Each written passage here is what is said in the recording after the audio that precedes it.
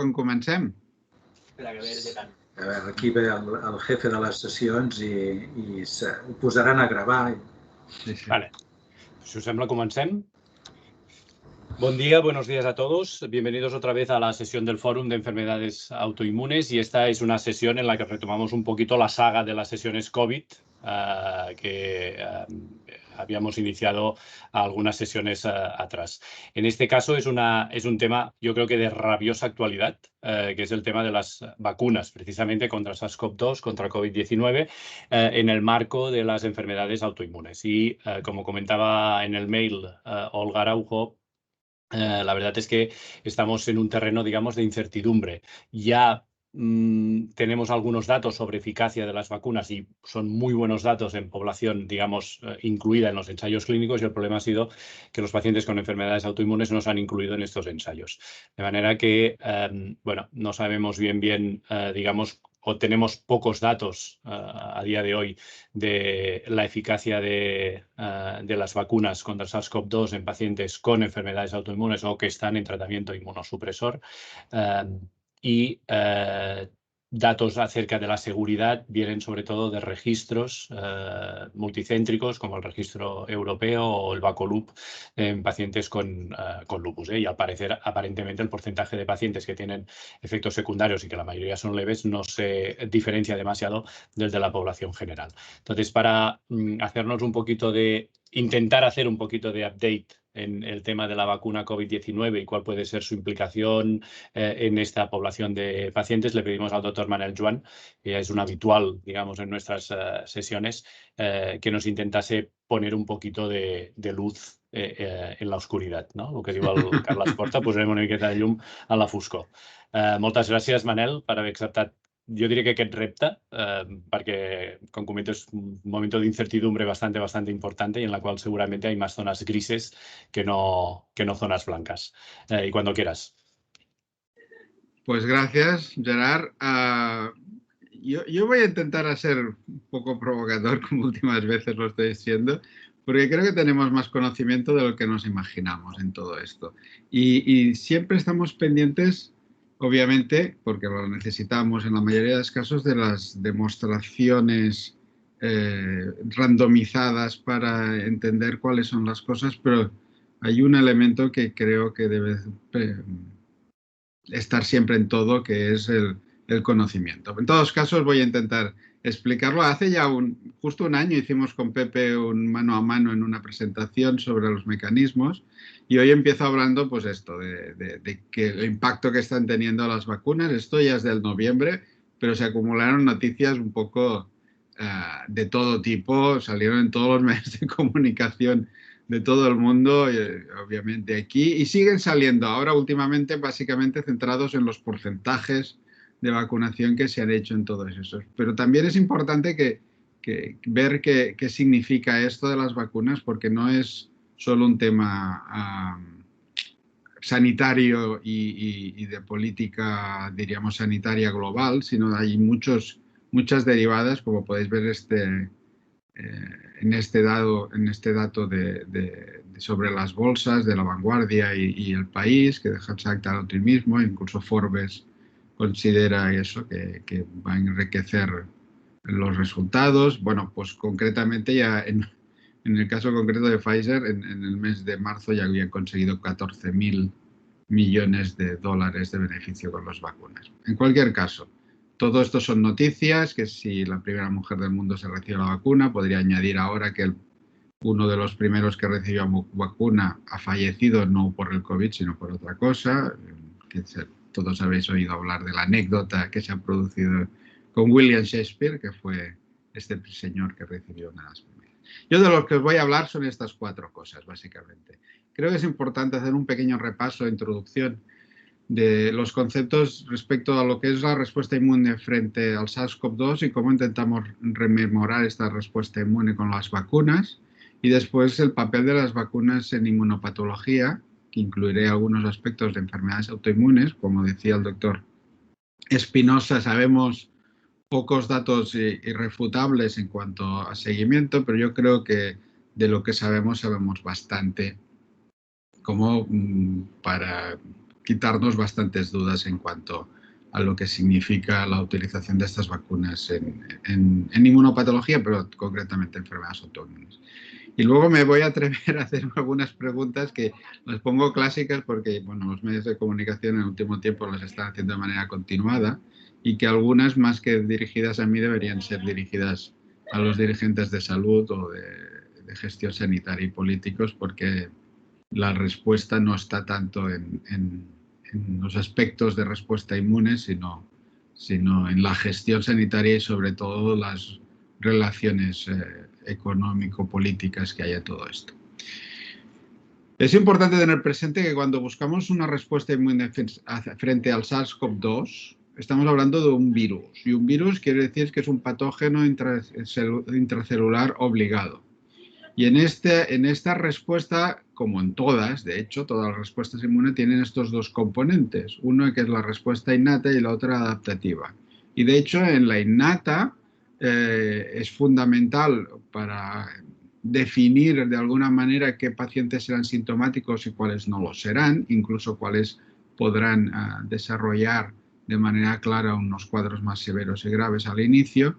Pero es la base, sin duda, de la respuesta adaptativa, que es lo que buscamos mejorar con los anticuerpos.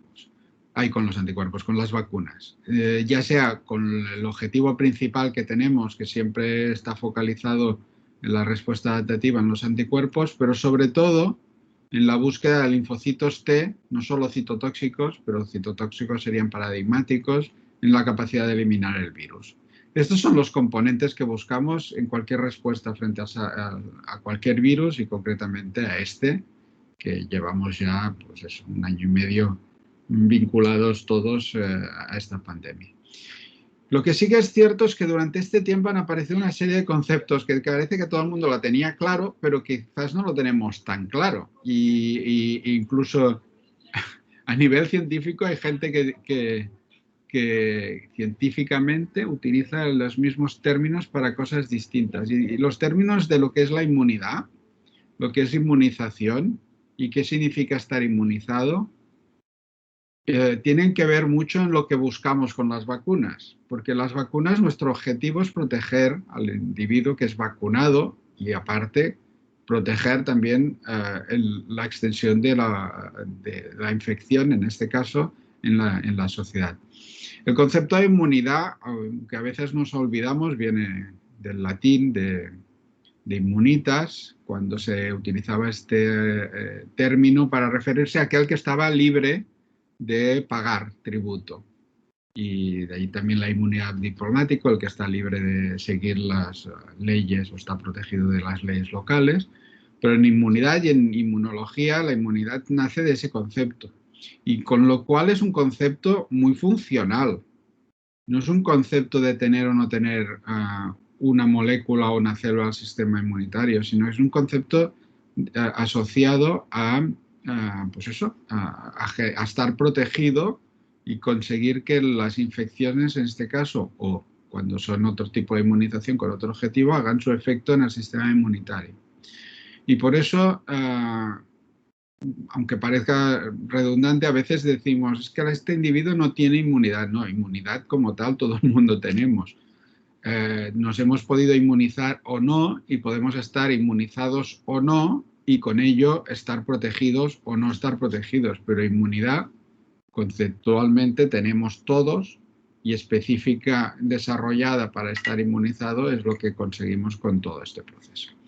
Y de nuevo, volviendo a un esquema que he utilizado ya bastante y que lo visteis también el año pasado, en cuando funciona la respuesta inmune contra el SARS-CoV-2, recordamos que el virus nuevamente entra por vía respiratoria y al llegar a los epitelios, a través del receptor correspondiente, se duplica y es en este momento, cuando ya sensado por las células epiteliales, pero sobre todo por otras células del sistema inmunitario, se produce el primer paso, que es la respuesta innata. Esta respuesta innata tiene como paradigma, como elemento central muy importante, la generación de interferones de tipo 1. Y estos interferones de tipo 1 muchas veces tienen un potencial importante de controlar. Parece ser que cada vez es más claro que la evolución de la enfermedad depende de las características propias de cada individuo en la generación de esta respuesta de interferón tipo 1, de tal manera que si esta respuesta de interferón tipo 1 es rápida y potente, genera una inflamación local importante, pero es capaz de controlar al paciente. Y en cambio, cuando esta inflamación se prolonga y se alarga, es cuando llega a ser importante demasiado tarde y de una manera genérica generar síndrome, los cuadros de hiperinflamación. O sea, estos elementos ya cada vez se parecen más claros relacionados. También en innata tenemos los fagocitos como elemento importante, la posibilidad relativamente importante en COVID, pero que se ha visto en SARS-CoV-2, que de la función de NK, y sobre todo la posibilidad de células innatas que hacen de puente en la respuesta adaptativa que aparece después. La respuesta adaptativa se centra en las células B de manera directa, pero estas células B con una respuesta directa solo pueden dar algún pequeño tipo de respuesta de generación de anticuerpos IgM. Y en sí esta respuesta es prácticamente inexistente en los virus de manera separada de estas células innatas que hacen de puente con las células T para la presentación y generación de estas células B naïf a células de memoria, donde aparecerán los diferentes isotipos, IgAs, IgGs y los isotipos de maduración de la respuesta. Y a su vez, el elemento de estas células T con su capacidad de actuar sobre el virus, de las células T citotóxicas, que activándose a través de las células colaboradoras serán capaces de interactuar con las células infectadas, generando una interacción que lleva a la desaparición de estas células, la muerte y eliminación del virus. Y de hecho, voy a intentar seguir insistiendo, cada vez son más las evidencias que la clave relevante del control de la infección viene por esta capacidad citotóxica de eliminación del virus.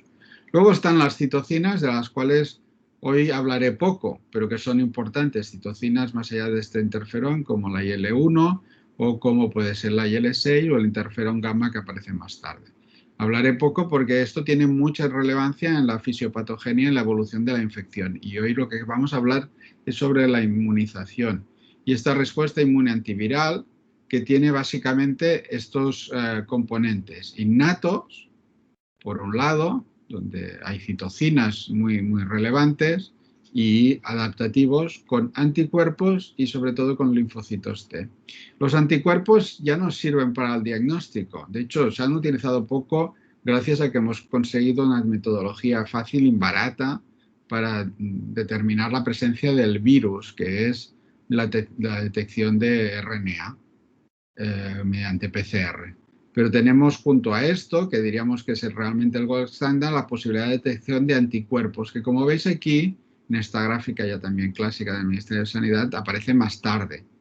Y aparece primero con producción de IgM, después de IgG, pero que muchas veces, esto que lo hemos convertido en un paradigma, de que primero tienes IgM, después IgG, que la IgM tiene que desaparecer cuando ha desaparecido el virus. Todo esto es, como en todas las infecciones, son simplificaciones que de verdad a lo que han hecho es complicar cuando se ha querido plantear el diagnóstico basado en anticuerpos. Afortunadamente, la presencia o no presencia de detección, con sus limitaciones, recordar que a veces se detecta virus cuando el virus ya no es replicativo o infectivo, pero sobre todo en la fase final, pero es sin duda la detección por la PCR la que nos da más información de la situación del virus.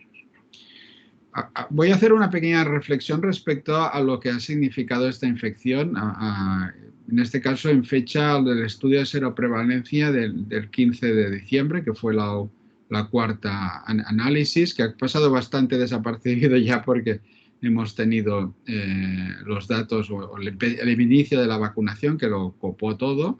En este estudio se hablaba que casi el 10% de la serología, según este estudio, eran positivos de los individuos del Estado español, lo cual significa que había, pues eso, del orden de 4 millones y medio, más de 4 millones y medio de individuos en la población española.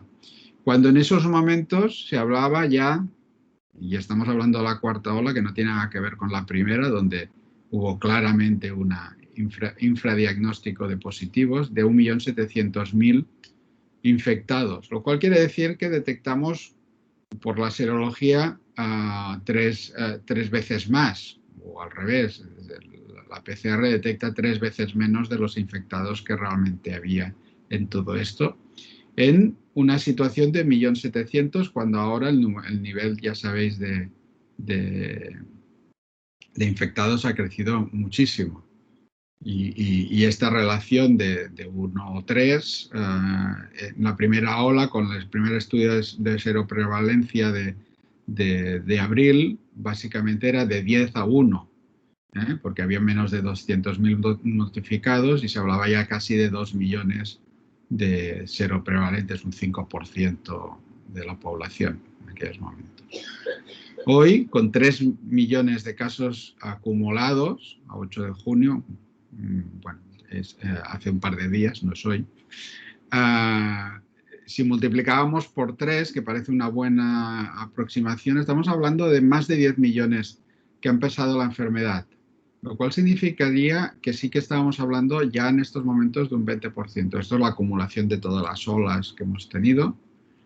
Igual no es un 20%, igual es un 18%, pero estamos hablando de ese porcentaje de población que creo que es relevante tener presente, que quizás, bueno, pues en una situación de déficit o de falta de vacunas, quizás se debería haber valorado un poco más como opción para pensar un poco más allá.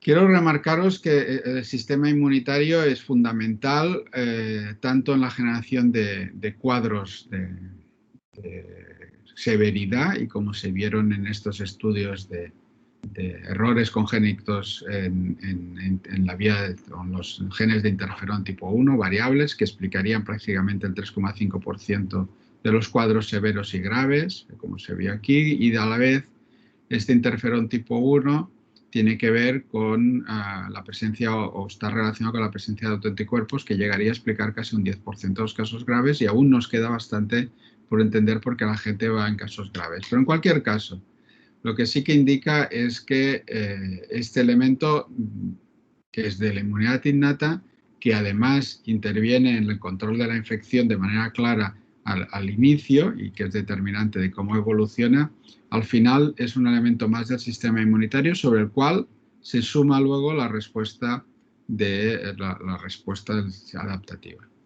Y en este caso, creo que es importante recordar que, a pesar de que el estudio de seroprevalencia es eso, estudiar anticuerpos, básicamente IgG, no solo hay anticuerpos anti-IgG, sino que hay una inmunidad que es quizás más relevante funcionalmente, como ya describió en mayo del año pasado el grupo ENSEL, que es la del linfocitos T. De hecho, lo ha descrito mucha gente, pero este trabajo es especialmente relevante porque viene a remarcar que no solo hay inmunidad asociada a la infección por linfocitos T específicos contra proteínas, no solo de la S, y ahora luego saldrá esta proteína de manera continua en las vacunas, porque todas están centralizadas en estas, sino en el resto. Y cómo existen individuos no expuestos que pueden tener una cierta protección, sobre todo CD4, contra proteínas que no son propiamente de coronavirus de SARS-CoV-2, sino de otros coronavirus, y esto puede tener información o definir claramente cómo evoluciona la enfermedad. Y esta correlación es muy, muy buena con la presencia de anticuerpos contra la zona de unión, que serían los más parecidos a los anticuerpos neutralizantes, la zona de unión a la proteína S, y hay muy buenas correlaciones en la presencia, sobre todo, de respuesta contra, en este caso, el spike, que es la proteína de Dan. Obviamente, no habrán anticuerpos y no habrá correlación cuando la respuesta T no sea contra la S, porque lo que estamos mirando aquí es anticuerpos contra la célula, contra la proteína S. Otro artículo interesante a tener presente es que ya se ha demostrado que existe, y en octubre, lo digo porque a veces nos olvidamos también de las fechas, de que existe una respuesta T inmunitaria después de cuadros asintomáticos o leves. Esto es importante tenerlo presente porque además esto que se describió hace tiempo, está bien analizado y bien planteado en este artículo de Cell, con unos buenos datos en relación al seropositivo y en capacidad de respuesta, sobre todo a otras proteínas NIS o otro tipo, que llega a ser el 90%, es quizás el elemento más claro donde se puede confirmar en los casos de leves la presencia frente a un 60% de los anticuerpos, con lo cual quiere decir aquello que estábamos viendo que podíamos ahora tener casi un 20% de la población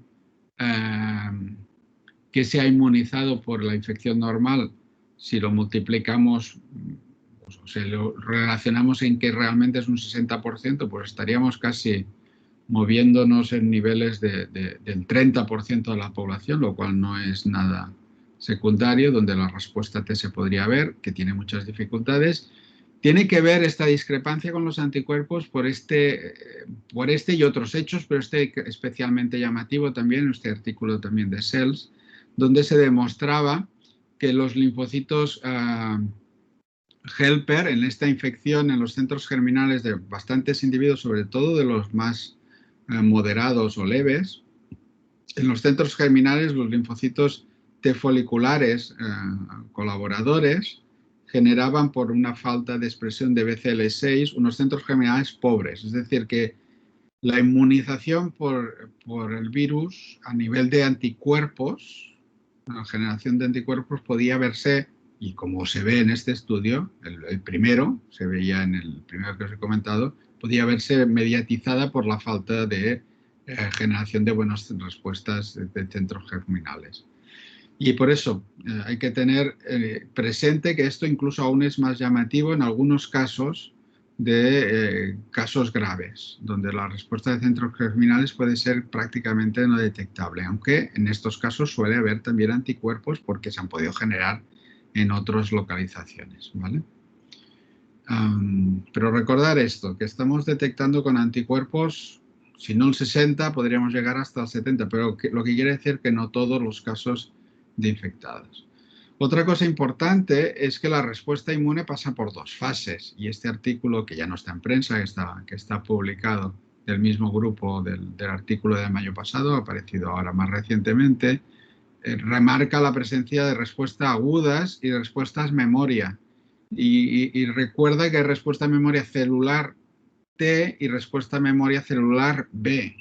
Y esto ha ido evolucionando y supongo que recientemente habéis oído hablar de un subtipo de células B plasmáticas, de células plasmáticas de estirpe B, que son las que se conocen como de larga duración, que son en muchos casos importantes en muchas enfermedades autoinmunes mediadas, pero también en las infecciones que generan memoria. Estas incluso en cuadros leves se mantienen o aparecen en todos los infectados, y también en un artículo que aún no se ha publicado, pero que he tenido la posibilidad de ver en proceso de revisión, en los vacunados. O sea que hay células plasmáticas B de larga duración. Esta sería un poco la evolución en función de la fase aguda, innata, adaptativa. Si la innata se retrasa y va más tarde, la adaptativa también puede retrasarse muy poquito, pero puede llegar a ser necesidad de ser mucho más importante porque la innata no ha podido bajar la carga viral incrementa mucho y se genera entonces, al ser retrasada, un elemento más importante, que es lo que se ve aquí. La carga viral se mantiene y la innata se ha retrasado respecto al inicio, se alarga mucho más, y estos son los elementos de cuadro severo. ¿Cuánto interviene aquí los linfocitos T, que pueden durante un tiempo ser poco presentes, pero que ahora, por ejemplo, en un artículo que se ha publicado también muy recientemente por el grupo de Vallebrón, se ve que se puede encontrar a nivel pulmonar células también de memoria en casos moderados y graves correspondientes? Y la otra cosa muy relevante en lo que os voy a hablar en la última parte de la charla, en los aspectos de inmunización y vacunación, es que los anticuerpos que generamos, en el caso de anticuerpos, la inmunidad que generamos depende de dónde se produce y cómo se produce.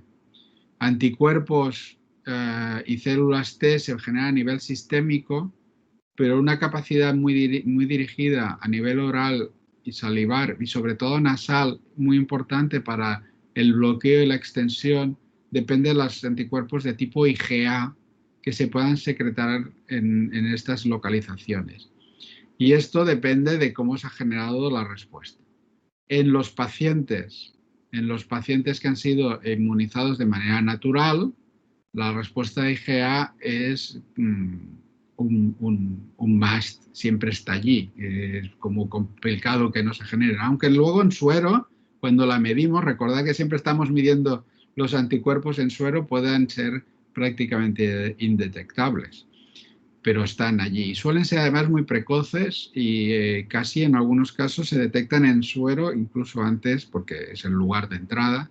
En suero se detectan antes IgA que IgMs, cosa que conceptualmente cuesta de aceptar y siempre ha generado malas interpretaciones. En cualquier caso, tener IgAs a nivel nasal, sobre todo si son capaces de bloquear la entrada, esos anticuerpos neutralizantes si son de tipo IgA, serán útiles para evitar la duplicación y la transmisibilidad de la infección correspondiente. Ahora vamos ya a las vacunas. Os voy a hablar de estos tres aspectos: tipos de vacunas, mecanismos de inmunización. Las vacunas COVID, como prácticamente las vacunas, tienen tres grandes opciones, o dos, si queréis verlo así. Una es utilizar el virus de una manera natural activado o inactivado entero a través de sistemas químicos o físicos. Luego está la posibilidad de utilizar elementos recombinantes, desde proteínas hasta virus o partículas virales similares a virus, y incluso bacterias que lleven las proteínas correspondientes para generar inmunización. Y el último paquete de opciones son la utilización de secuencias sintetizadas, ya sea de ácidos nucleicos para que se exprese posteriormente las proteínas del virus, o directamente péptidos o proteínas sintetizadas más o menos largas de la secuencia correspondiente. Para hacer virus inactivos o atenuados, pues necesitas crecerlos y generar todo esto. La ventaja es que acaban funcionando, que a veces los inactivados pueden no ser tan útiles, acaban funcionando de manera muy similar a la infección. Cuando ya está confirmado que son inactivos o están activados, tienen poca capacidad de generar problemas más allá de la inmunización, pero sí que en algunos casos pueden ser o pueden reducir inmunogenicidad más baja cuando se han activado. En cualquier caso, hay siempre problemas en las preocupaciones en relación a seguridad con todo esto, y por eso yo creo que hace ya bastantes años prácticamente todas las vacunas se basan en utilizar otras estructuras que generen la proteína, que ya no sean de por sí peligrosas, ya sea produciendo la proteína en grandes cantidades o generando partículas similares a virus, o directamente virus que han incorporado sin capacidad replicativa estas partículas.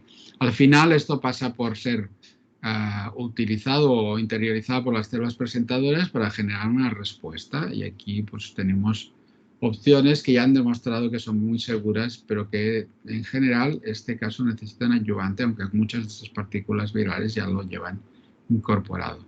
La opción es de utilizar otros virus, generalmente adenovirus, ha sido una de las opciones más clásicas, donde ya teníamos experiencia con diferentes vacunas, pero lo que ha revolucionado sin duda el campo de las opciones de vacunación en SARS-CoV-2 es las vacunas con mRNA.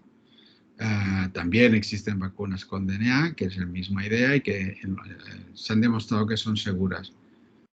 Ha habido como un gran interés en remarcar durante mucho tiempo que estas vacunas nunca se habían probado antes en humanos, y bueno, se ha hablado de barbaridades al respecto. Pues estas vacunas se llevan utilizando hace años ya en estudios con cáncer, y ahora, con los millones de gentes vacunadas, creo que debe ser una de las vacunas más conocidas y más probadas y seguras como concepto. Y seguramente va a revolucionar todo el campo de la vacunación, porque la producción de estas estructuras es relativamente sencilla y puede tener implicaciones en prácticamente todas las propuestas que se hagan basados en generar respuesta inmune o incluso tolerancia, que al final no es más que un tipo de respuesta inmune hacia la no generación de respuesta. Este esquema de linfografía que he podido ver reciente, pues os lo pongo aquí, pero viene a resumir lo mismo, poniendo aquí el nombre de las vacunas más conocidas y diciendo pues si se habían utilizado vacunas similares. Básicamente lo he puesto aquí. El uso de partículas como virales o adenovirus pues se ha utilizado para el desarrollo del ébola y proteínas hay diferentes opciones. Curiosamente, curiosamente aquí en esta infografía de nuevo hay un error porque dice que nunca no habían vacunas similares, no habían vacunas aprobadas, diríamos, pero hay vacunas claramente utilizadas en seres humanos demostrando la seguridad con RNA mensajero. Y este sería un poco el mapa de todo esto. Repasarlas todas es cansino y no voy a entrar en esto. Sí que os remarco que, como veréis, la ruta es intramuscular y eso genera una muy buena respuesta sistémica de sistema inmune con producción de anticuerpos IgG, también IgA, pero con menos capacidad en general, y intranasal hay muy pocas. Y esto cabe tenerlo en mente si el objetivo final ahora, sin duda, ha sido evitar que los casos severos, sobre todo asociados a la transmisibilidad en gente de edad avanzada, pues se eliminaran, y por eso ha sido muy importante estas opciones de diferentes vacunas intramusculares que ya han llegado, estas que ponen sí que están aprobadas, son las que están aquí, pero si queremos realmente reducir la transmisibilidad y evitar que esta pandemia acabe en una endemia muy reducida, es probable que solo se consiga con inmunizaciones intranasales o de manera natural, porque si en un año y medio hemos conseguido un 30% de inmunización de manera natural, si bajamos y los cuadros no son graves, pero mantenemos la transmisibilidad, pronto llegaremos a tener infectividades a través vía nasal, y a través vía nasal conseguiremos reducir al final la transmisibilidad de este virus, que es lo que se consigue de esta manera. Aquí os remarco esta vía intranasal, veis que todos los demás son intramusculares, cuáles son los más conocidos, y aquí aparecen las vacunas de RNA que tenéis aquí, que también son intramusculares, y hay una intradérmica, no sé si lo veis aquí, que tiene la ventaja de poder tener posibilidades de generar más respuesta amplia, porque las células dendríticas a nivel dérmico tienen esta capacidad de transmitir señales que puedan ser más potentes en la diversidad, no solo de producción de IgG. En cualquier caso, estas vacunas, os he puesto los nombres reales, no la empresa, porque al final estamos hablando de las empresas, estos son los nombres que utilizan. Algunas no tienen nombre tan sistematizado como otras. Interesante también es que veáis aquí dónde se han hecho los ensayos preclínicos, en monos, en ratones. Es obligación hacerlos. Llama la atención que con la experiencia que hay con otros adenovirus siga siendo obligatorio en un cuadro, en una situación de pandemia tan grave como la que ha habido, donde han muerto millones de personas y bueno, ha retrasado todo el proceso y está retrasando la llegada de algunas vacunas que en cuanto a seguridad yo creo que se demuestran ampliamente con otras opciones. El caso de RNA es quizás el más paradigmático porque en los otros podríamos decir que pueden haber efectos adversos inesperados por el conjunto de la estructura del vector con la proteína. Aquí solo tenemos RNA, siempre es RNA igual y lo máximo que sé es la síntesis de la proteína correspondiente, que es la que se busca inmunizar, con lo cual es bastante llamativo que se necesiten tantos estudios para plantear la seguridad, pero son las normas que tenemos. Y aquí marcaros otra cosa muy importante, sobre todo para las preguntas finales, son las banderitas que veis aquí. Las banderitas son los países que están detrás y no es secundario tenerlas presentes cuando creemos que se toman a veces decisiones en base a estas banderitas, más que en base a las realidad de los datos que habían o que existen en cuanto a la eficacia, que en resumen es excepcional, mejor que la mayoría de las vacunas existentes, porque el virus este es bastante inmunogénico y es bastante estable, es excepcional para todas las opciones y todas las propuestas de vacunas. Remarcar aquí estas dos fases y el elemento central de los linfocitos T, tanto para la generación de las células plasmáticas como para la generación de las células efectoras, que realmente son las que eliminan el virus. Recordar esto. Si las células dendríticas funcionan, necesitarán porque las vacunas correspondientes generen la presentación de la proteína. Las vacunas tienen que llevar la codificación para la proteína y todas están basadas en proteína S, mientras que necesitan también estimular a la célula dendrítica con señales de peligro asociados a, sobre todo, estos virus, TLR7, TLR9, que son capaces de generar una inflamación local desde el punto de vista celular que permite esa presentación antigénica. Y aquí remarcar la importancia de las vías de vacunación. La intramuscular induce inmunidad sistémica con poca respuesta local. La IgA que se produzca sistémicamente, que se produce, que no es que no se produzca, puede llegar, pero siempre en cantidades inferiores cuando se produce directamente por infectividad directa del lugar. Y otro elemento llamativo, y esto es un artículo que está en prensa de Cell, donde se ha podido ver que se generan anticuerpos obviamente neutralizantes, que están aquí, de la proteína S, con plasmablastos que se suponen que serán, como os decía, de vida larga, lo cual quiere decir que pueden durar décadas, y algunos que reconocen esta zona de unión que son los neutralizantes. ¿Y dónde están los otros? Pues bien, existen, dibujado aquí, más anticuerpos en general no neutralizantes que neutralizantes. Y esto que uno diría, uy, pues malo, si no tenemos neutralizantes no pararemos la infectividad. No, la infectividad se para, evitando la transmisión, que aquí sí que interviene de manera clara los anticuerpos neutralizantes, pero sobre todo eliminando los depósitos o la presencia del virus intracelular. Y esto no tiene que ver con los anticuerpos no neutralizantes. Y estos anticuerpos no neutralizan, y no tienen que ver con los anticuerpos neutralizantes. Y estos anticuerpos no neutralizantes te están indicando, te están marcando que existe una respuesta celular T y tiene una capacidad también secundaria importante por sí mismos para la eliminación de este virus.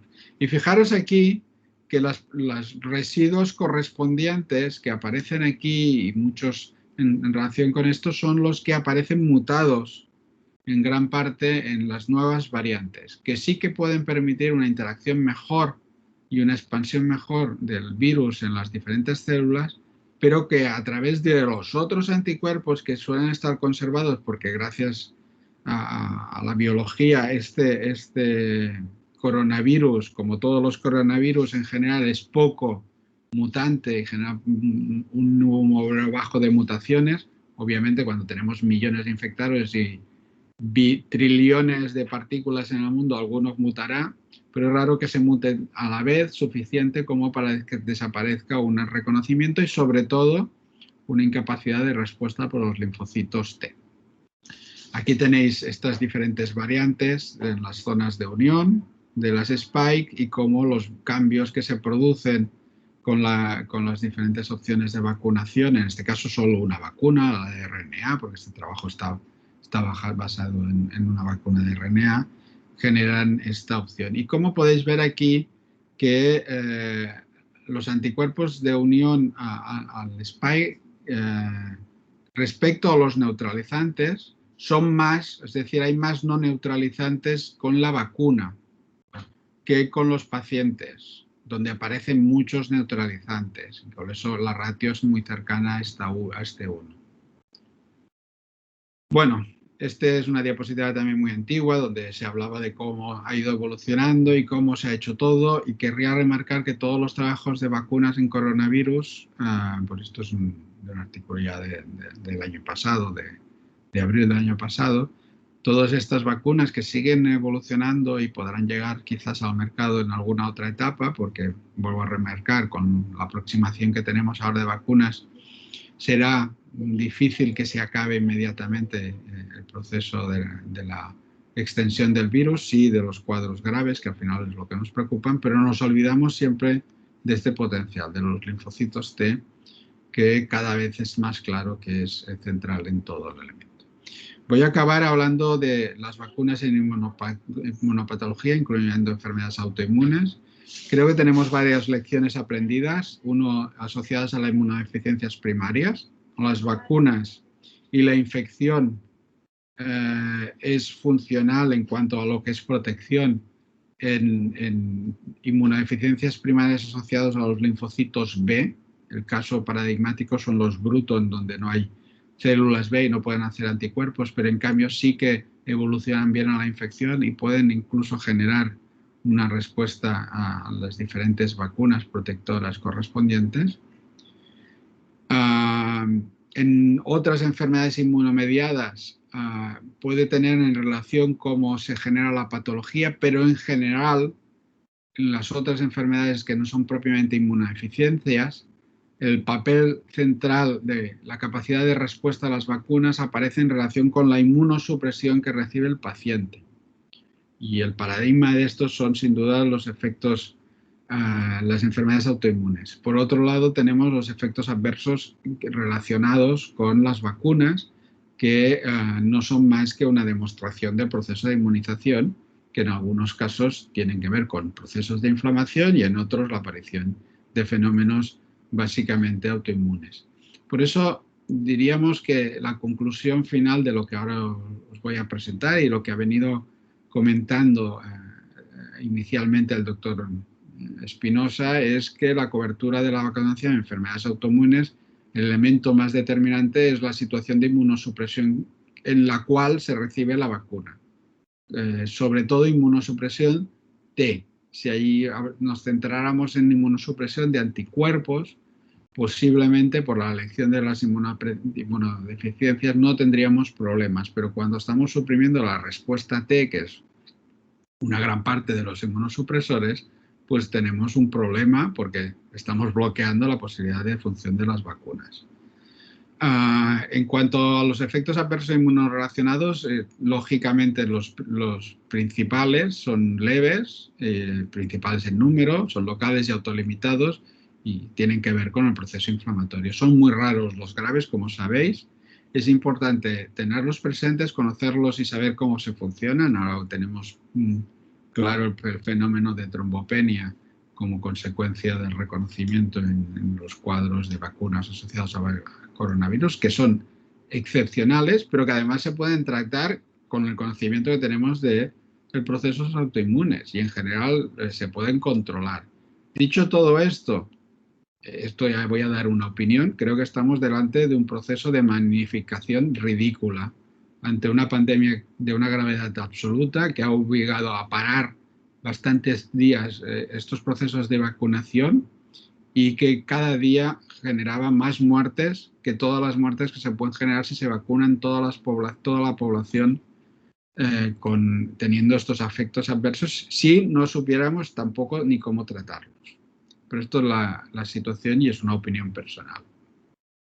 En cuanto a enfermedades autoinmunes, tenemos diferentes artículos, todos bastante informativos, pero no muy potentes, datos genéricos, prácticos en la vacunación de enfermedades autoinmunes y reumáticas y autoinflamatorias, y quizás esta recomendación de la Asociación Reumatológica Canadiense me parece quizás la más llamativa o la mejor elaborada, donde hace un análisis de diferentes opciones. Hay una tabla para las diferentes vacunas, esta es la RNA que todos conocéis, y básicamente el resumen tiene que ver que el número de casos graves se reduce dramáticamente y cuando se vacunan enfermedades autoinmunes reumatológicas, o sea que consigues el efecto. La evidencia es moderada, no se ha hecho un estudio randomizado bien hecho en enfermos autoinmunes, pero es bastante potente. En cambio, los conceptos de exacerbación de enfermedad inmune preexistente tienen una evidencia muy leve porque se basan en comparación con otras opciones, pero creo que es bastante fisiopatogénicamente potente y es bastante poco probable, y otra vez el estudio riesgo-beneficio es claramente llamativo a favor de generar esta vacunación y no contar si existieran exacerbaciones de la enfermedad, y perdona. Y otra cosa interesante es que hay muy poca evidencia sobre efectos adversos autoinmunes bien estructurados, y de hecho en el grupo placebo, si veis aquí, hubo más fenómenos autoinmunes que en el grupo de vacunados. De nuevo, parece ser que aquí el elemento de su inmunosupresión, viendo los grupos y todo lo que hay, es sobre todo inmunosupresión T es el definitivo. Y ahora voy a hacer un grupo de preguntas que yo ya las considero clásicas porque las recibo por todos los medios pensados, a nivel individual, por email, llamadas de teléfono, y que muchas veces pienso que son más dirigidas a otras personas que no a los inmunólogos. Y entre estas preguntas ya que considero clásicas es si eliminaremos el virus con las vacunas. El virus yo creo que no se va a eliminar con estas vacunas. Puede llegarse a eliminar si se consigue una transmisión masiva y como vamos a relajar todas las vías, puede ser que se consiga. Tendremos un riesgo, que es que si 7.000 millones de personas llegan a contactar en su momento con el virus, pues el riesgo, aunque la mutagénesis es baja, se incrementa. Estaríamos hablando de cuatrillones quizás de virus que se han generado, y con ello tendríamos posibilidades de mutaciones, y alguna de ellas fuera ya acumulativa, se escapara y apareciera casi otro nuevo virus. Pero es difícil con estas vacunas. Es más fácil pensar con las vacunas intranasales, y recordar que tenemos una en Carlos III por el grupo del doctor Enjuanes, que está en esta vía, y veremos si puede ser. Otra pregunta clásica es que si los infectados deben vacunarse si con 1 o 2 dosis. Pues a fecha de hoy es difícil afirmar nada. Fisiopatogénicamente la respuesta y de los datos fisiopatogénicos es evidente, es no deberían vacunarse los infectados. Si se tienen que vacunar, mejor con 1 dosis, que sería la dosis de recuerdo. Y creo que el único motivo para vacunar los infectados es que estamos aún en un cuadro muy grave de pandemia, y lo que no podemos es esperar tener más casos, porque alguno hay, de infectados que se reinfectan, pero muy poquísimos son los que tienen cuadros graves y suelen estar más asociados a la patología de base que tiene ya este paciente, que no a la aparición de la evolución de la hiperinflamación, que es lo que característicamente se da en los primoinfectados. 1 dosis parece razonable, 2 dosis parece muy poco razonable, pero bueno, es lo que hay. ¿Cuánto durará la protección? Pues nadie lo sabe, pero todo apunta a que varias décadas, con los datos que tenemos. ¿Cada cuánto hay que vacunarnos? Los fisiopatogénicamente, de nuevo, parecería que no hace falta revacunarnos. Si nos centramos en mirar los anticuerpos, que ya he remarcado lo que son, pues quizás sí, cada 6 meses necesitaremos vacunarnos, o esperar que las empresas decidan sus necesidades y sus capacidades para decirnos el tiempo que hay que de revacunación. Riesgo de la revacunación no es de esperar. ¿Aparecerán efectos adversos a largo plazo? puede ser, serán limitados, poco frecuentes dentro del cuadro de la autoinmunidad. Y después es una pregunta más de la calle típica, es, bueno, pues si ya hemos conseguido la inmunidad de grupo, ¿para qué tengo que vacunarme? Pues básicamente para evitar que no aparezca un nuevo SARS-CoV-2 por mutagénesis natural de todo esto. Y luego, si se debe, no se pueden combinar vacunas. Tenemos la gran experiencia que se hizo en nuestro país, que demostró que obviamente una segunda vacuna de Pfizer después de utilizar la AstraZeneca es mejor que no poner una segunda vacuna. Mejor poner una segunda de Pfizer, seguramente si hubieran hecho con Moderna hubiera sido lo mismo, y lo que queda por ver si es mejor o no combinar vacunas. Yo creo que como cada vacuna tiene su vía concreta, es posible que asumimos diferentes efectos adversos de cada una. Y con esto acabo. Muchas gracias por vuestra atención y si queréis hacer alguna pregunta, pues aquí estamos. Molt bé, muchas gracias, Manel. Ha sido, yo creo que un resumen muy bien estructurado de cómo está la situación actual de las vacunas y me ha gustado mucho acabar con estas preguntas para continuar un poquito la incertidumbre. Una de las cosas, a raíz un poquito de lo que has comentado, Manel, es el hecho de que pacientes en tratamiento inmunosupresor puedan tener una respuesta vacunal o una eficacia de la respuesta vacunal menor. Y de hecho el grupo aquí de trasplante, de infecciones en trasplante y de trasplante renal, ¿no? Ha publicado el paper este recientemente en que hay pacientes con trasplante renal o con trasplante renal-pancreático que no hacen digamos, respuesta a la vacuna. Yo creo que el paper lo que miraba es tanto respuesta celular T como anticuerpos. En estos pacientes, o sea, yo creo que quizás estos pacientes, el grado de inmunosupresión probablemente es mayor que el que nosotros tenemos en nuestros pacientes, al menos respecto al tratamiento que llevan. En estos pacientes, la otra pregunta sería, ¿qué hacemos con estos, Manel? ¿Les ponemos una tercera dosis? O sea, como me la han hecho esta pregunta ya directamente, o sea, conceptualmente no es jugar al juego de que con una tercera dosis tengamos un porcentaje que lo cojas en valle en la inmunosupresión. Si tú tienes inmunosuprimida la respuesta T, no tendrás respuesta. Entonces, como no hay una inmunosupresión absoluta, porque no se hace una inmunosupresión absoluta, porque si no tendríamos que tenerlos en cámaras continuamente, este nivel tiene una variabilidad que no tenemos controlada. Tenemos bastante seguridad en cuanto al uso de corticoides. La gente que toma corticoides parece ser que sí que consigue en general una buena respuesta vacunal, pero son básicamente los inmunosupresores T, que es lo que os he querido remarcar en la charla, lo que es el principal problema. Y obviamente entiendo que no se puede eliminar la inmunosupresión, y aquí casi es más mejor esperar a tener para esta gente la inmunidad de grupo, pobre gente. Intentarlo y que los que no hayan respuesto, pues que se mantengan lo máximo alejado. Probar una tercera dosis es probar dentro del bombo en un momento si va a tener respuesta. Lo más probable es que el porcentaje vuelva a ser muy bajo. Y la otra cosa que te quería comentar es, has presentado las recomendaciones de la canadiense, luego también están las de la ACR, las del EULAR, que todos van más o menos en el mismo sentido. Pero es verdad que ACR se atreve a ir un poquito más allá, o se atreve, o al menos se diferencia un poquito, por ejemplo, de la canadiense, en la recomendación, basada solo en opinión de expertos, de retrasar la dosis de metrotexate posterior a las 2 dosis de las vacunas, con el fin de intentar, digamos, disminuir la inmunosupresión y que la eficacia de la vacuna sea un poquito más alta. ¿Qué te parece? Totalmente de acuerdo. Es decir, todo lo que puedas gestionar en la reducción de la inmunosupresión tendrá beneficio en la vacunación. Es evidente. Sí. Muy bien.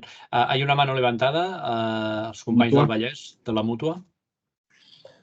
Una pregunta. Varias recomendaciones han dicho que la vacuna debe, o el tratamiento con rituximab debe retrasarse o ajustarse en función de cómo vamos a vacunar. Pero si lo importante es la respuesta T, y siendo el rituximab un fármaco tan selectivo a células B, ¿haría una respuesta T suficientemente buena como para poder Probablemente sí, pero recuerdo que no es tan selectivo de respuesta de linfocitos B. Es decir, las poblaciones T se descolocan, sobre todo los citotóxicos, con el rituximab. Tendemos en medicina a simplificar mucho las cosas y al final todo está bastante interconectado. Hay expresión bajas de CD20 y el rituximab directa o indirectamente también acaba afectando la función T. Entre otras cosas porque, por ejemplo, las células B reguladoras que regulan la función T también se ven alteradas y acaban descalificando, cambiando todo el tipo de respuesta. Con lo cual, al final es un inmunosupresor. Es muy probable que el rituximab no sea dramático en la capacidad de bloquear la vacunación. Y yo lo que quería transmitiros es eso. Entiendo que todos queremos evidencia científica, ensayos aleatorizados con todos los datos, pero lo que estamos aprendiendo con este virus es que raramente todas las visiones catastrofistas basadas en que no sabíamos cómo se comportaría, acaba comportándose como todas las infecciones virales. Entonces, si ya sabemos de todo el resto de infecciones virales muchas cosas, es cierto que ojalá podamos tener grupos randomizados, pero un poco la lógica y creo la obligación médica es actuar con el conocimiento y la evidencia científica, aunque sea moderada o baja, que existe al respecto. Y esto es lo que me ha gustado de la recomendación canadiense, que aceptan el nivel de evidencia y te ponen delante del espejo la realidad y de alguna manera enfrentan al médico con la obligación de tomar decisiones con su paciente. Muy bien. Hay dos manos más levantadas, el doctor Hernández y la doctora Lledó. Bueno, Manel, pero un placer. Por medio de alusiones, porque se nos ocurrió un poco también mirar o contestar la pregunta que ha hecho Ignasi de qué pasa con el rituximab en nuestros pacientes. Nosotros estábamos preocupados porque, en principio, desde enero les llevamos diciendo a los pacientes que no se vacunen, los que están con rituximab, pues porque, al igual que tenemos otra experiencia con los que se vacunan de neumococo, que no producen anticuerpos, pues pensábamos razonablemente que se tendría que esperar a la depleción de linfocitos B para que al menos la respuesta humoral fuera un poco efectiva, ¿no? Esa era nuestra teoría y empezábamos a recomendar a los pacientes alargar el tratamiento y empezar una vez la vacunación cuando los linfocitos B estuviesen reflexionados, pero esto no nos ha dado tiempo a hacer nada. Entonces estamos haciendo ahora un trabajo con la doctora Egri, que está por aquí también, que me corrija si me equivoco, pero que estamos recogiendo respuesta humoral y respuesta celular antes y después de la vacunación en pacientes tratados y depleccionados con rituximab. Bueno, probablemente dentro de unas semanas, meses tendremos los primeros resultados, pero intentaremos aportar nuestro granito de arena también a partir de aquí. La única cosa que tenemos así que hemos tenido un par de pacientes que pasaron la COVID y estaban con rituximab, la pasaron más o menos moderada, incluso con ingreso, y la respuesta después de haberla pasado de forma, o sea, PCR, de infiltrados, estar ingresado y salirse de ello, la respuesta humoral y celular es 0, o sea, en rituximab. Ese es un punto de partida que tenemos. Ahora veremos a ver en pacientes que se han vacunado qué respuesta humoral y celular hacen con rituximab. Si podemos aportarlo y nos da tiempo a aportarlo antes que otros, pues contribuiremos a algo. Perfecto. Muy bien. Estoy esperando saber. Doctora Lledó. Hola. Bueno, antes de nada, agradecerte la sesión porque ha sido súper interesante y súper didáctica. Yo te quería hacer dos preguntas en relación con pacientes que ven la consulta post-COVID. Una de ellas es, tengo a 2 pacientes que a 6 meses de la infección persistían con títulos altos de inmunoglobulina M, la verdad que era muy llamativo. Y esto lo digo a propósito de algún paper que hablaba de la persistencia de hernia viral a nivel intestinal como justificación para la persistencia de esta inmunoglobulina M a lo largo de la evolución. No sé qué opinión te merece, porque la verdad que fue un artículo muy, muy interesante. Y lo segundo es el tema actual de, bueno, qué pasa en los pacientes con post-COVID después de someterse a la vacuna, porque sé que es cierto que estamos viendo un porcentaje de pacientes que literalmente mejoran y podríamos decir casi entre comillas como que se curan de los síntomas. Y otro porcentaje que, aunque la resolución no es ad integrum, desde luego hay una mejoría sustancial, sobre todo de gran parte de los síntomas. Y ahora sí que empieza a haber alguno, pero de forma muy aislada, y en cualquier caso podríamos decir que son casos anecdóticos que a lo mejor sí que pueden empeorar después de haber mejorado a lo largo de la evolución de la intensidad de los síntomas. Y bueno, nos será para conocer tu opinión, sobre todo a qué puede responder esa mejoría, ¿no?, de los síntomas desde el punto de vista de respuesta inmunógena. A ver, hay dos cosas. El aspecto de la IgM, yo ya no sé cómo explicarlo más, pero las IgM son intrínsecas a toda respuesta, la que haya, mantenida, memoria, de todo. Es verdad que acaban cayendo y de hecho estamos dándole mucha importancia porque clásicamente no teníamos otra herramienta para diagnosticar infecciones virales.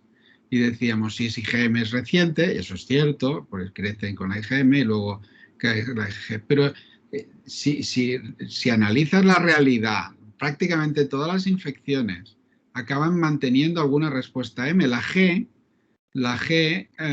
simplemente lo que hace es ser tan llamativa, tan abundante, que acaba quitando del medio la opción de M, pero no quiere decir que no esté. Entonces, el por qué algunos mantienen más M y G, pues puede ser porque se mantenga parte de partículas de RNA, cosa que dudo. Puede ser simplemente porque las células foliculares dendríticas mantengan partículas porque lo hacen allí a través de los propios anticuerpos. Pero es algo intrínseco al sistema. Le estamos dando una importancia que, vuelvo a decir, viene de una época donde no teníamos otra herramienta. No podemos considerar la gente que tenga IgM como respuesta primaria ni de alguna manera reinfección. En cuanto a los temas de post-COVID, poca gente mejor que vosotros sabéis la diversidad de lo que significa esto de hablar de post-COVID. Entonces, la vacunación al final tiene efectos diversos, sitúa muchos elementos de la respuesta inmune con un objetivo muy concreto, en este caso la producción de respuesta T eficaz y sobre todo anticuerpos eficaces contra el virus, y toda la patología asociada que puede haber pasa a ser secundario. Es un poco poniendo la misma similitud de la IgM pasa a ser secundaria cuando la IgG funciona. Pues cuando recolocas el sistema inmunitario es posible que recoloques parte de los mecanismos fisiopatogénicos asociados que difícilmente pueden ser más que de dos cosas. Una, la lesión que ha producido la infección, y lo otro, la respuesta inmune. No hay muchas más opciones en relación al proceso por el cual hay pacientes post-COVID. Y entonces yo creo que es complicado, muy, muy complicado, plantear si es o no importante esta vacunación. Vacunarlos parece casi será una obligación y obtendréis los resultados de manera empírica y que serán variables en función del tipo de post-COVID que sean, porque habrán post-COVID que no. Y algunos autoinmunes podrán empeorar, porque también hay elementos de autoinmunidad en la post-COVID, y podrían llegar a empeorar, pero la mayoría no, porque estamos hablando de vacunaciones específicas. Raramente la inmunización específica genera por bystander empeoramiento de otra respuesta específica. Raramente. Muy bien. Hi ha una altra mà aixecada, la Georgina. Hola, Manel. Hola, bon dia. Moltes gràcies, m'ha agradat molt la xerrada, la veritat. Jo et vull fer una pregunta que segurament des del teu punt de vista pensaràs que és molt estúpida i podria tan fet, però que a mi a vegades em genera dubtes. És a dir, potser és molt tonta, però la resposta immunitària que tenim es tradueix, diguem-ne, amb la resposta clínica. És a dir, ara, per exemple, comentaves, i ho deies amb molt sentit comú, és a dir, els malalts que han passat el Covid, en principi no té massa sentit que es vacunessin, no? O que en tot cas fessin només una vacuna. Això val tant des dels asimptomàtics, que només han tingut una PCR positiva, com els que han tingut clínica greu i han estat a la UCI. Sí, val igual. Val igual. No? Això és el que hem pogut aprendre ara amb aquests treballs que han aparegut recentment, en el que genera una resposta amb les mateixes característiques. És a dir, si hi ha hagut contacte, bueno, ens quedava un 3 o un 4%, potser que no acabem de saber-ho al 100%, però hi ha hagut resposta. I si hi ha resposta, ja sigui lleu o moderada, si és greu, és com més forta la resposta que ha generat, si és moderada o lleu, és suficient. De fet, és lleu i moderada perquè ha hagut resposta, perquè si no hagués hagut resposta, doncs hagués sigut fatal, hagués fet virèmies altíssimes i s'hagués mort. O sigui que no calia potser esperar tant per saber-ho. Podíem imaginar-nos perquè tota aquesta gent és lleu i moderada perquè hi ha resposta. Vale. Ja està. Molt bé. Molt bé, hi ha una última mà aixecada, Giuseppe. Hola. Una curiosidad. ¿Cuál piensa que sea la razón por la cual, debido a que la vacuna por vía nasal, por lo que comentó, confería inmunidad también IgA sobre todo, y entonces permitía evitar la infección, en un contexto pandémico como esto, las primeras vacunas en las cuales se enfocaron fue la intramuscular, que se podía quizás prever que protegía más de la enfermedad grave, pero no tanto de la infección? ¿Fue una cuestión práctica? ¿Era más fácil desarrollarla? Es eso, sí, tal cual. O sea, se tomó, como los procesos de validación son tan largos, aunque estamos diciendo que han sido los más rápidos de la historia, son largos porque ha permitido que pase casi un año o 9 meses para que llegaran a aplicarse y han muerto, pues eso, 3 millones de personas en el mundo, pues se ha buscado la vía más rápida. La vía más rápida era la más conocida y más estructurada. El trabajar con RNA, vuelvo a decir, os he enseñado los modelos animales que han tenido que hacer, porque lo marca la normativa. El trabajar con RNA, espero que algún día alguien quite esta necesidad de hacer estos modelos animales. Trabajar con virus en situación nasal será mucho más difícil, porque si no pruebas la estructura viral que has hecho para hacer esto, será mucho más complicado. Y a nivel nasal será imprescindible hacer estructuras más complejas que no simplemente poner a vía nasal un RNA, que parece mucho más complejo de que llegue a la expresión y que funcione de manera correcta com a immunògen. Molt bé. Moltes gràcies, Manel. La veritat és que hi havia moltes ganes de la teva sessió, ja ho has vist. Ricard, algun comentari final?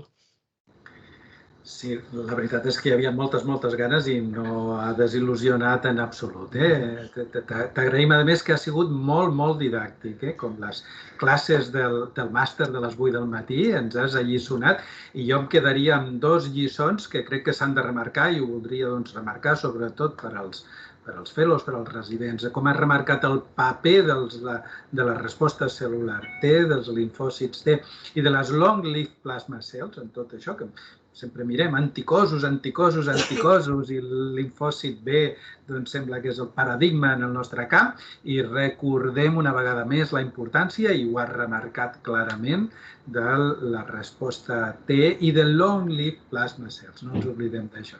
I la segona cosa, junt amb tota aquesta ciència, ens has recordat una cosa que és fonamental i que no va en contra de la ciència, sinó que va paral·lel, és fer servir el sentit comú. I moltes de les coses que hem fet en les èpoques sobretot més negres, més dramàtiques de la pandèmia, ha sigut fer servir el coneixement que teníem d'altres coses, la inferència o la transferència dels nostres coneixements, i com quan vam començar a insistir que s'havien de donar corticoides, que s'havia d'anticoagular els nostres pacients, perquè ho veiem en pacients que tenien coses que s'assemblaven molt amb allò que estàvem veient a la clínica, i que això ha servit per salvar moltíssimes vides, sense una gota de randomized control trial, simplement... No, però això també és ciència. Però això és ciència. Recordem-ho, tots quan parlem de l'evidence-based medicine, mirem a dalt on diu els estudis sistemàtics, les revisions sistemàtiques de randomized control trial, nivell d'evidència més alt, nivell 1. Doncs també la de baix, la de l'experiència dels que en saben